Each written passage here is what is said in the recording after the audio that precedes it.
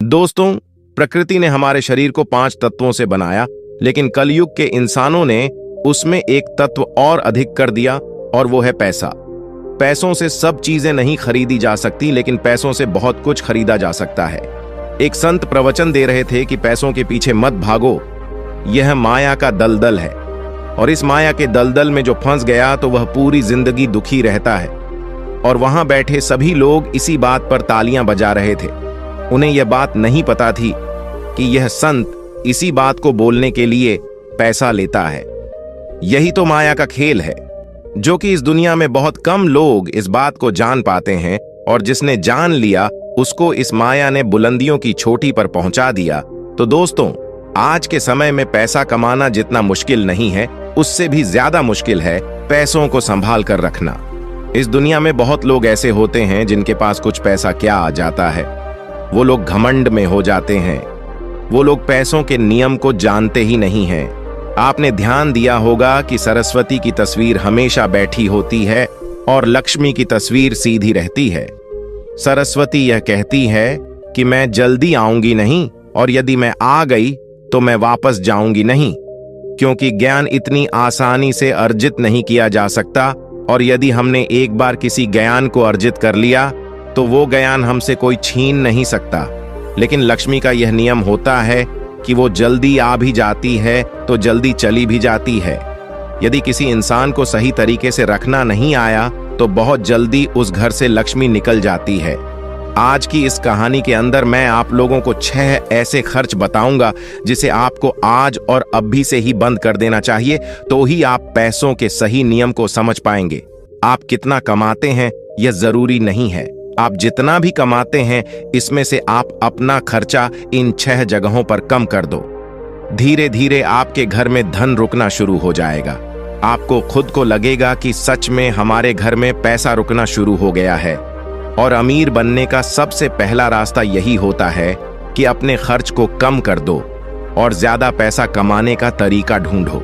तो चलिए जानते हैं इस कहानी के माध्यम से कि वो कौन सी 6 चीजें हैं जहां हमें पैसा नहीं खर्च करना चाहिए। तो चलिए कहानी शुरू करते हैं। उससे पहले यदि आप भी महात्मा बुद्ध को दिल से मानते हैं और उनके भक्त हैं तो वीडियो को लाइक करके बुद्धा स्टोरियन चैनल को सब्सक्राइब करें और कमेंट बॉक्स में नमो बुद्धाय जरूर लिखें। यह हमारे लिए आपका आशीर्वाद होगा।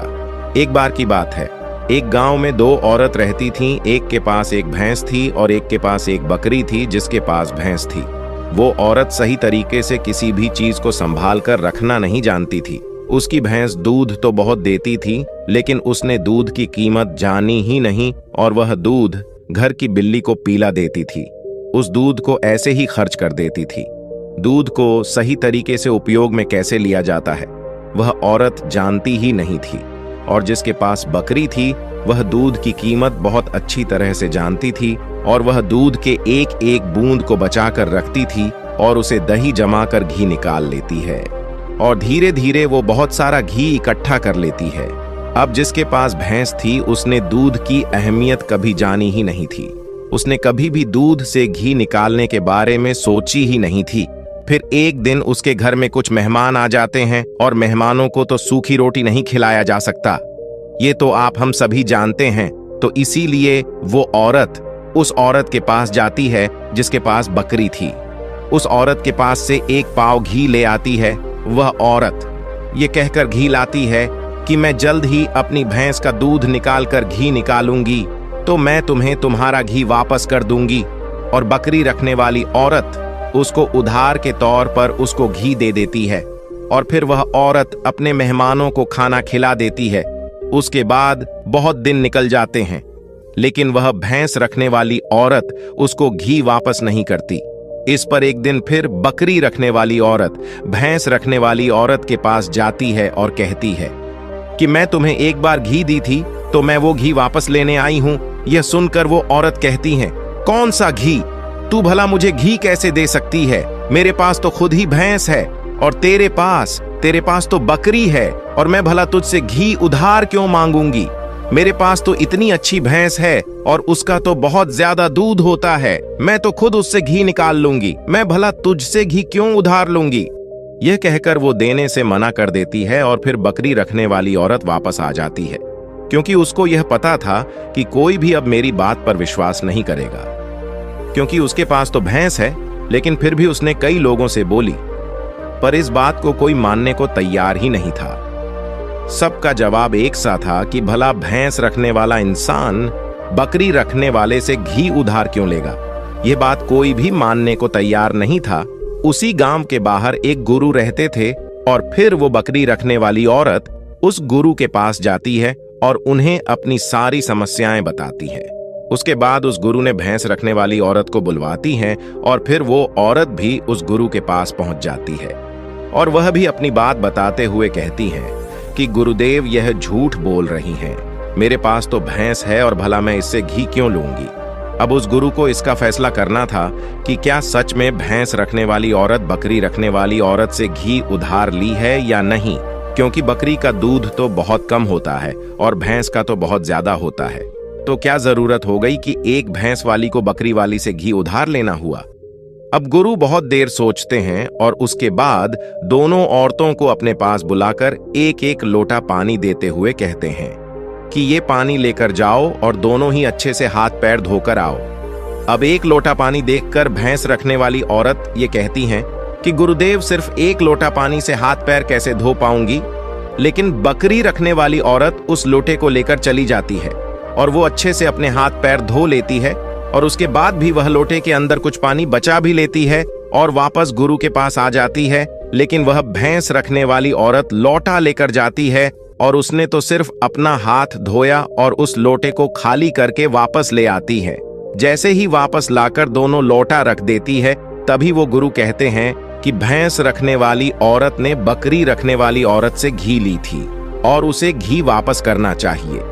अब जो गांव के लोग पास में बैठे थे उन्होंने कहा, गुरुदेव, इससे कैसे साबित हो सकता है कि भैंस रखने वाली औरत ने बकरी रखने वाली औरत से घी उधार ली है। उसके बाद वो गुरु कहते हैं कि जरा इन लोटों पर ध्यान दो। इस औरत ने लोटे में इतना पानी बचा भी ली और हाथ पैर मुंह सभी धो ली। ये होती है किसी भी चीज की अहमियत को समझना, और दूसरी औरत ने सिर्फ हाथ धोकर ही लोटे का सारा पानी खत्म कर दी, क्योंकि उसको इस पानी की कीमत नहीं पता थी। और जिस चीज की हमको कोई कदर नहीं होती, वह भले ही हमारे पास कितने भी हो, वह नष्ट हो ही जाती है, वह खत्म हो ही जाती है। और यदि हमारे पास कोई भी चीज कम है और यदि हम उसको सही तरीके से इस्तेमाल में लेते हैं और उसकी कीमत को जानते हैं, तो जरूर उससे हम फायदा ले सकते हैं। जैसे कि बकरी रखने वाली औरत ने दूध बचाकर उससे मक्खन निकाली और उसे घी बनाए, और भैंस रखने वाली औरत को दूध की कदर नहीं थी, इसीलिए इतना दूध होने के बावजूद भी उसके घर में मेहमानों के लिए घी नहीं था। यह बात सत्य है। उसके बाद भैंस रखने वाली औरत उस गुरु के चरणों में गिर जाती है और कहती है, महाराज, मुझे क्षमा कर दीजिए, मैं अभी घर जाकर उसको घी वापस दे दूंगी। उसके बाद वो गुरु कहते हैं कि बूंद बूंद से सागर भरता है। हमारे पूर्वजों ने यह कहावत यूं ही नहीं बनाई। हमारी छोटी छोटी बचत हमारे भविष्य में एक महत्वपूर्ण लाभ बनकर हमें मिलती है, और ये बात बहुत ही कम लोग जान पाते हैं। और यही बात हमारे घर में लक्ष्मी पर लागू होती है। यदि हम लक्ष्मी को बचाएंगे तो वही लक्ष्मी हमें भविष्य में अधिक लाभ बनकर मिलेगी। तो दोस्तों, ये कहानी तो आपको समझ में आ गई होगी। तो आइए अब जानते हैं वह 6 खर्चों के बारे में जो हमें आज से ही बंद कर देना चाहिए। सबसे पहला खर्च है दिखावे का खर्च। आपके अगल बगल में किसी ने महंगी कार ले ली तो अब आपके मन में जलन होने लगती है कि मुझे भी जल्द ही कार लेनी है, और यही दिखावे का खर्च आपको पूरी उम्र गरीब बनाकर रखता है। दोस्तों, हम में से ऐसे बहुत से लोग होते हैं जो सिर्फ दिखावे के चक्कर में ही बहुत सारा ऐसा सामान उठा लाते हैं, जैसे कि दूसरों के सामने अपना रुतबा अधिक हो सके। कार ले लेना, महंगे जेवर ले लेना, महंगे मोबाइल ले लेना, या फिर ऐसी कोई महंगी चीज खरीद लेना जिसकी हमें हमारी जिंदगी में कोई जरूरत भी नहीं होती, और जब उन्हें कोई समझाता है तो कहते हैं हम किसी से कम हैं क्या। वो लोग यह नहीं समझते हैं कि इससे हमारा नुकसान होता है, ना कि कुछ फायदा। यदि आपको सच में अमीरी के रास्ते पर चलना है तो ये सारे खर्चे सबसे पहले आपको बंद करना होगा और वहीं पैसा कहीं इन्वेस्ट करना सीखना होगा। मैं ये नहीं कहता कि आप अपने शौक पूरे ना करें। मेरे कहने का मतलब ये है, जिन चीज की आपको जरूरत है बस आप वही लो, किसी को देखकर कोई सामान बिल्कुल ना ले। दूसरी बात है कंपनियों के स्कीम से दूर रहना। अपने सामान की बिक्री अधिक करने के लिए अलग अलग ब्रांड की जो कंपनियां होती हैं वो लोगों को दिखाने की एक स्कीम लाती है, लेकिन यह उनकी सेल करने की रणनीति होती है जो हम लोग समझ नहीं पाते, और बहुत सारे लोग अलग अलग स्कीम के चक्कर में आकर वो चीज भी खरीद लेते हैं जिसकी उन्हें जरूरत भी नहीं होती। यदि हम मार्केट में जाते हैं और हमें पता चलता है कि 50% डिस्काउंट के अंदर वॉच मिल रही है, बल्कि हमारे घर में तो 2-4 वॉच पहले से ही रखी हुई है, लेकिन फिर भी हम उस वॉच को खरीद लेते हैं। हम लोग यह नहीं समझ पाते कि ये सब एक मार्केटिंग करने की रणनीति होती है। इससे हमें फायदा नहीं होता बल्कि कंपनी को ही फायदा होता है। इसीलिए ऐसे शौक कभी ना पाले, क्योंकि यही गरीब होने का सबसे महत्वपूर्ण कारण भी होता है। क्योंकि जिस चीज की हमें जरूरत भी नहीं है और उसी चीज में हम लक्ष्मी को खर्च कर देते हैं, तो उससे हमारे घर की लक्ष्मी नाराज हो जाती है और फिर धीरे धीरे हमारे घर से निकलने लगती है। तीसरा खर्च है कर्ज। आज के समय में ज्यादा लोग कर्ज लेकर महंगी महंगी चीजें खरीद लेते हैं, जैसे कि कार, बंगला, मोबाइल, और फिर उसका पैसा भरते रहते हैं। जैसे कि आजकल हम लोग क्रेडिट कार्ड का इस्तेमाल करते हैं। क्रेडिट कार्ड हमें पैसे खर्च करने के लिए कहता है। जो पैसा हमारे पास है या फिर जो पैसा हमारे पास आने वाले हैं, और उस पैसे को हम खर्च कर देते हैं। तो जरा सोचिए कि हम अमीर कैसे बन पाएंगे। जो पैसा हमारे पास आया ही नहीं, उस पैसे को भी हम खर्च कर देते हैं और हम अमीर बनने के बारे में सोचते हैं, अमीर बनने की वीडियो देखते हैं, लेकिन उन बातों का पालन नहीं करते। और बहुत लोग तो ऐसे भी होते हैं जो लोन लेकर जमीन खरीद लेते हैं और ये सोचते हैं कि जब हमें इसमें फायदा होगा तो हम लोन वापस कर देंगे। लेकिन वो लोग यह नहीं समझते कि जितना हमें इसमें फायदा होगा उससे ज्यादा हमें लोन का ब्याज भरना होगा। तो दोस्तों, ऐसा काम कभी ना करें। कर्ज लेकर कोई भी चीज ना खरीदें। चौथी और सबसे अच्छी बात यह है कि आप अपने पैसों को कैश में रख कर ही खर्च करें। कभी भी मोबाइल फोन के किसी भी ऐप का उपयोग करके पैसा खर्च ना करें। आपको शायद पता नहीं होगा कि आप कोई भी सामान खरीदते हो और फिर फोन से पेमेंट करते हो, तो आपको आपके पैसा खर्च होने का ज्यादा तकलीफ नहीं होता, क्योंकि वो पैसा आपके जेब से नहीं जा रहा। लेकिन वहीं पर यदि आप अपने जेब से पैसा निकाल कर खर्च करते हैं तो आपको महसूस तो होगा कि यार पैसा खर्च हो रहा है। अगर आपको यकीन ना हो तो आप ऐसा करके देख लेना।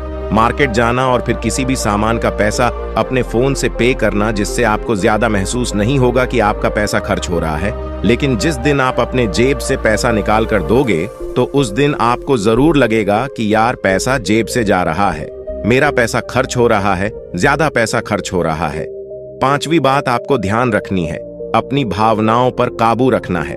अगर आपको कोई चीज पसंद आ रही है और आप उसे खरीदना चाहते हैं तो सबसे पहले यह देख लें कि वाकई क्या इस चीज की आपको जरूरत है, क्योंकि बहुत से लोग कोई चीज पसंद आने पर उसे तुरंत खरीद लेते हैं।